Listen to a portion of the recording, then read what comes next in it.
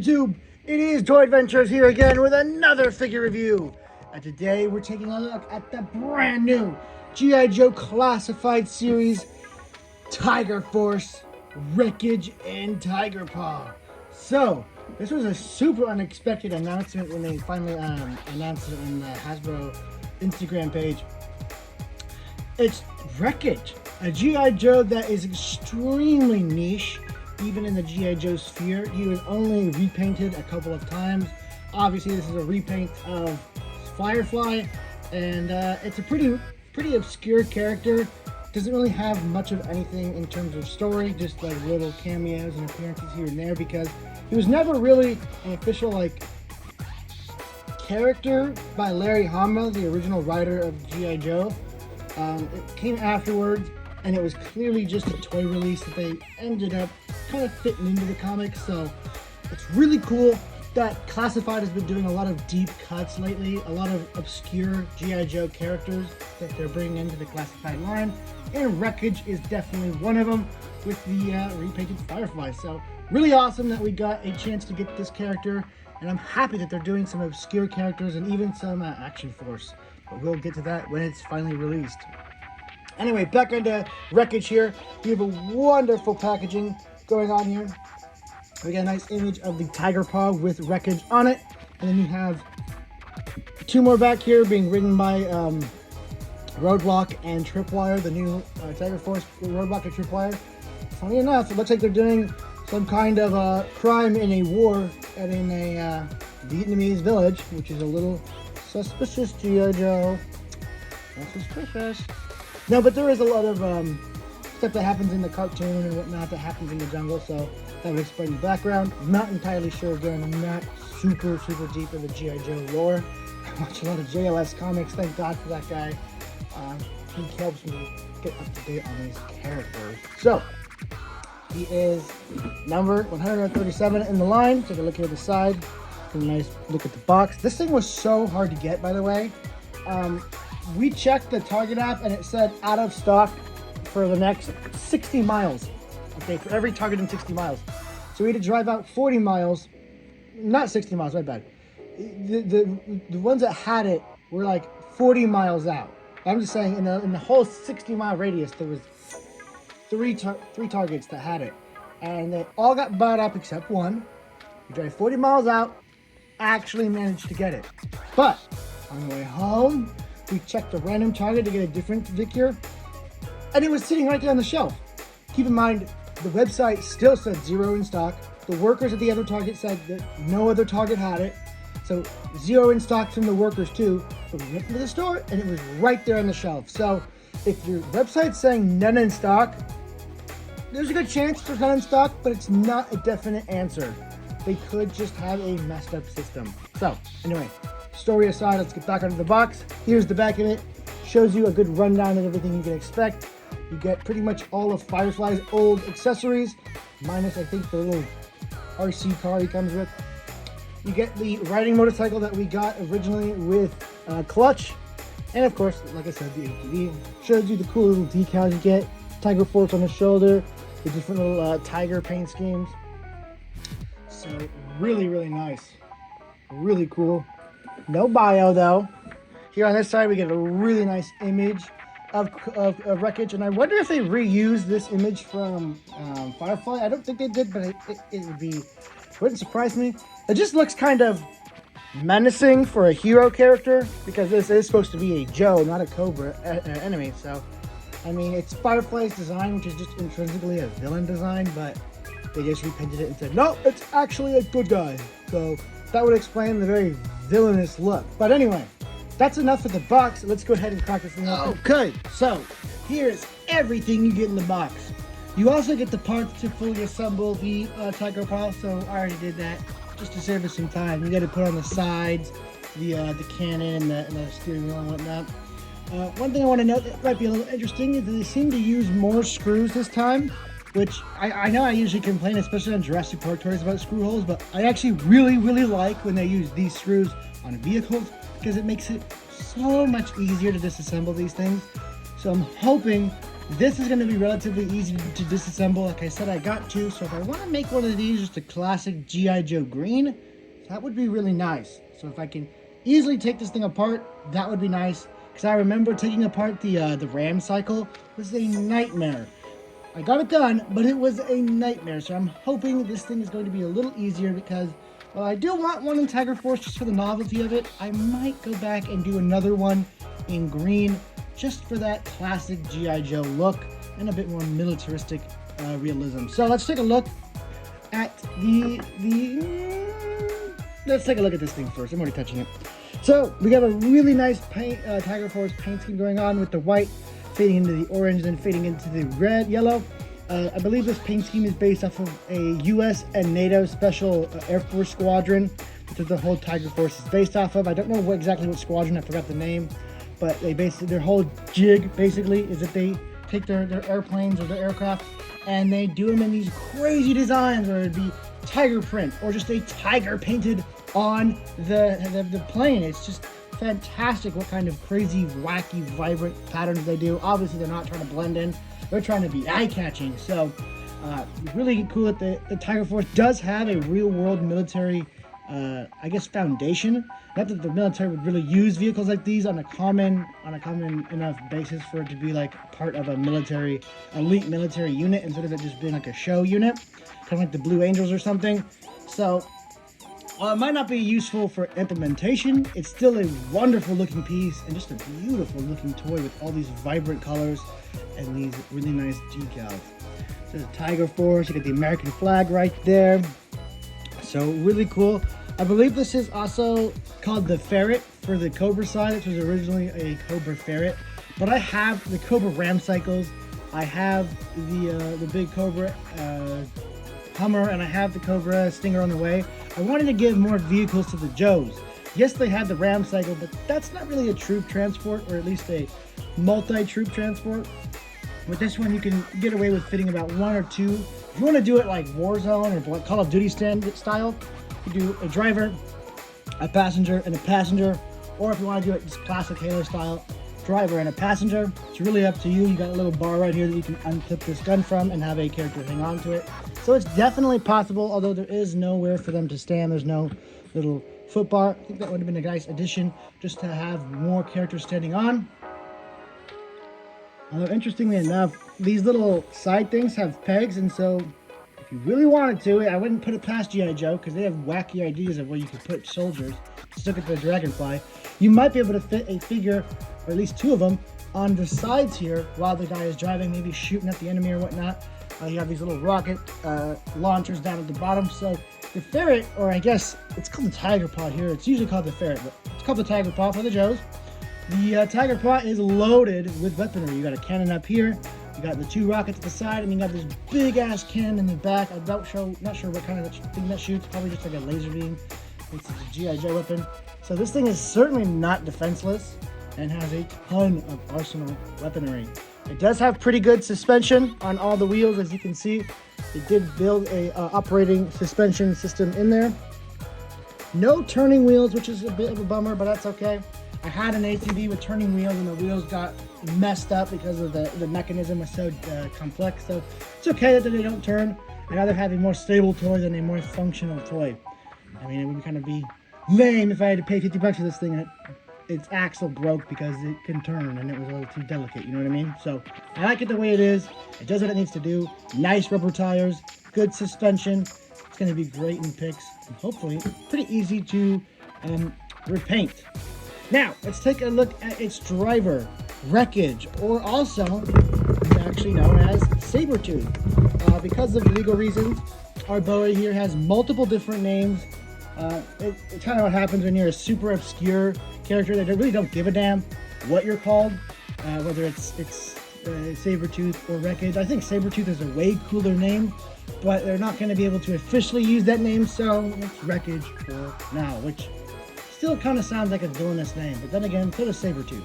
Kind of always sounds villainous, but I guess that's because of the Marvel character that I'm kind of associating Sabretooth with villain. So who knows? Wreckage is still a cool name, and this is a cool figure if it wasn't just a direct repaint, and I mean direct repaint of Firefly. No new accessories, no different additions that make him a little different from Firefly. This is just Firefly, all his gear put on and repainted. But I still think it looks good enough with the black and the orange. Very kind of Night Force-ish, more than in Tiger Force. You know, this isn't a very vibrant look. Yes, it has the kind of tan, beige-ish stripes, but still, the all black with the orange, it could pass off as a Night Force. And it's certainly a more subdued Tiger Force, which I like, because I usually don't like the super vibrancy of Tiger Force, so the fact that this thing is a little more restrained, I really like that. I don't think this thing is going to need a repaint. It's kind of perfect the way it is, especially since it's a specific character that only looks this way, okay? It's not like this is a Tiger Force Wreckage. This is just how Wreckage looks, so it's more worth keeping him just the way he is. So let's take a look at that face, because this is another really special part of this character, is his kind of Call of Duty, not Call of Duty Ghost, but the character Ghost from Call of Duty. Kind of reminiscent of that. I don't know why there's this white spot on my camera. I'm trying to give you guys a good look at this facial expression. So you could definitely see the remnants of the name Sabretooth in there with that super long fanged mouth. The kind of, I love the details on his face. Yes, you have the painted skull mask, but you also have the rings around the eyes. This guy maybe either put some camo paint in there, or he's just that tired. You also have the really nice Tiger Force decal there on the shoulder. No other decals, you know, mentioning what division he's in or what branch he's in, which I always appreciate, so I wish there was more of it, especially help differentiate him from Firefly. If they put maybe like his unit right there, or G.I. Joe or an American flag or something. You know, I like the Tiger Force, but there needs to be a little bit more, at least something on the other shoulder to keep it nice and distinct from Firefly. I don't own Firefly, so it's not a big trouble for me, even though I really want him. I don't have him, so he won't look super weird in my collection, because he'll be the one of a kind until I get Firefly. So, articulation wise, we're actually going to cover it because I haven't gotten the chance to review the original Firefly, so this is technically a new buck for me. Buck body. Double jointed arms. Really stiff, but you get a really nice range of movement in there. They can hinge up really nicely. How is that arm bend, since there's no real vest protecting it? Nope. Arm bend is still weak as hell. Definitely not Retro Duke levels of arm bend. Ab crunch is really nice, ratchets nice and loudly.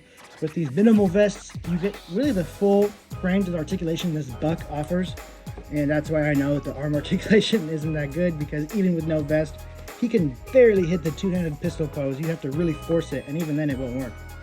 Head can move up, not too much up. Move a little bit down. That hinge in the waist really wants to help out. Obviously you get the thigh swivel, the bicep swivel. You get the waist rotation. Get these kick out ninja legs, but they don't really kick out too far. Let's try one that doesn't have a strap on it. That's about as much as your ninja legs can kick out to. Use the double jointed knee. You can see I have to really force it because this is a brand new figure, and these joints are crispy. Boot rotation, foot rotation, and hinge. The whole 9 yards. This guy can do it all. Pretty much everything that we've come to expect from this toy line. So, let's go ahead and armor him up. So I was taking a look at his backpack, which is one of those cool backpacks that can store pretty much everything the figure comes with, except this little thing. Now, what does this look like to you? Well, with a little trigger and a little steering knob right here. This looks like an RC controller. I'm trying to get you guys a better look at it because you need to see those distinctive features. So you get the trigger right there, the little steering wheel and a little antenna and the handle. This looks like an RC controller for a lot of RC cars. So I bet you this is a hand-me-down from Firefly. I don't know if there's anywhere on the backpack it goes. I can't see a designated spot for it. So yeah, these are the two landmines you saw them come with. These little landmines just plug right back into the backpack. Really cool. Love these kind of accessories, especially when they're small, but they nice and securely plug into the backpack. That is a definite plus. I think that little notch right there is where the RC car is supposed to go, but obviously he doesn't come with one because, well, there's no point. He's got a real car, or I guess a real ATV, so we don't need one. The weapon is the same SMG that came with Airborne, not Stalker, Airborne, Firefly, and Beachhead, the retro Beachhead. I don't know why that name was disappearing on me. And it plugs right into the side of this backpack. Really nice. I love when they do backpacks that have these kind of ports for accessory pieces. We're gonna go ahead and put the silencer on there so we don't lose it. Wrong way, I guess. I'm already bending the barrel. It's alright. I don't really like these SMGs anyway, so as soon as I have a real weapon for me, this SMG is gonna get tossed. So SMG just stands right on there. His pistol goes right in there. And I always, without fail, forget to get the damn knives out of these packaging. They're just so puny and forgettable. I like how they make it nice and impossible to get it out. There we go. Goes right in his forearm. Boot knife, step aside. We got the forearm knife, which is equally as cool and probably even more useful. I mean, look at this guy. This design is totally decked out. You got two, I believe those are flashbangs or concussion grenades. They might be smoke grenades though. You have 3 frags up here, tons of C4, more ammo clips. This guy just looks totally decked out and ready to cause a wreckage. Now, finally, his last accessory is this really cool little helmet. This is a repainted of Clutch's helmet. Got some tally marks up there of assumedly killed Cobra soldiers. Really nice yellow color scheme to go with the tiger paw here. Kind of a bit of paint failure right there. And it's the kind with the hollow underside, so you just flip it right on top of his head. And it's a little big on his head because it's just the bare balaclava head. You can see there's tons of extra room in the helmet. So there's no way it really sits down nice and snug like it does with Clutch, because, you know, Clutch has the hair, so it causes a lot more friction. Although you can get it to look on there. He does look a little Ninja Turtle-ish with it on. It doesn't stay on too well. It stays on good enough. It is a little loose, so when you try to pose the head or whatnot, it still poses just fine. It's just a little loose and wonky on there because it is a bit too big for this specific character's head, because it, again, is just a smooth balaclava. There's no hair or thickness to the head to really have the helmet catch onto. Let's go ahead and get this dude situated on here.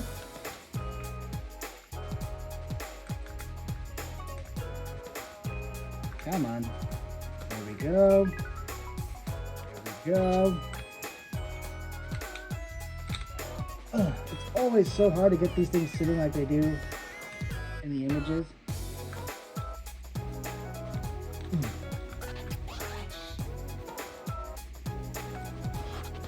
That's about as good as I'm going to get them for right now.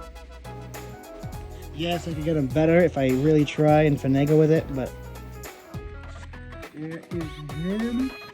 And I wanted to do a quick experiment before we wrap up the review, and I want to see how many Joes I can realistically fit on this thing. So let's try it out.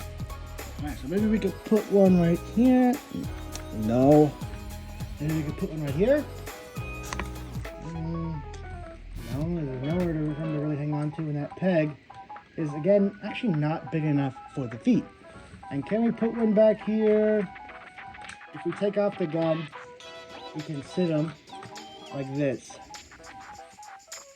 So really, you only get storage for one other Joe on here. Realistically, you really want to cram and unrealistically finagle him onto the side. You might be able to have him hang on to Wreckage himself and get it to move. But realistically, you're going to have to do it the classic Halo way with just one passenger driving and one passenger riding. And even then, you have to take off the cannon for that pose to work. And it's not like it's secured or anything. You know, if you go too fast or you do any crazy turns, the figure will fall off. So, a bit of a bummer that they didn't think of a multi-figure storage for this ATV. Clearly, they haven't been playing Halo or Call of Duty Warzone or Modern Warfare or Zombies, because they would have known that you're supposed to be able to fit 3 of these on here even if it's not realistic. Nothing in G.I. Joe is realistic, so it would have totally fit the theme of the toy line to have multiple Joes be able to stand on this thing. So definitely a missed opportunity. And all in all, I'm going to have to give this thing a 7 out of 10. It is a great figure. It's a lot of reuse. Even as cool as the APC is, it is a reuse of the ferret. It's a nice reuse of it. The figure's reused. It's just Firefly but repainted to make it a super obscure but still a valid G.I. Joe character. So it's all a great packaging, but there's still some undercooked elements of it. The helmet's not quite fitting the character. Maybe a little bit more decals could have been used, and a little bit more figure storage on the ferret itself. I guess this goes for the ferret mainly because that's where this toy originated from. But I still feel like with this second release, they maybe could have engineered some more ways that you could add on and plug on instead of the missiles and whatnot to add more Joe storage. It would have made more sense for a Cobra vehicle to be able to store a bunch of troops, but even more so a G.I. Joe vehicle. I just feel like troop storage should have been a bit more of a priority, but that's just my opinion. Guys, what do you think about the Tiger Paw? Do you think it's a flawless set? Do you have issues with it? Let me know down in the comments, and I'm so glad you guys watched my video. Thank you so much. Please don't forget to share the video with all your friends that are interested in the action figures to help this channel grow, and I'll catch you guys tomorrow. This has been Toy Adventures, signing out. Peace!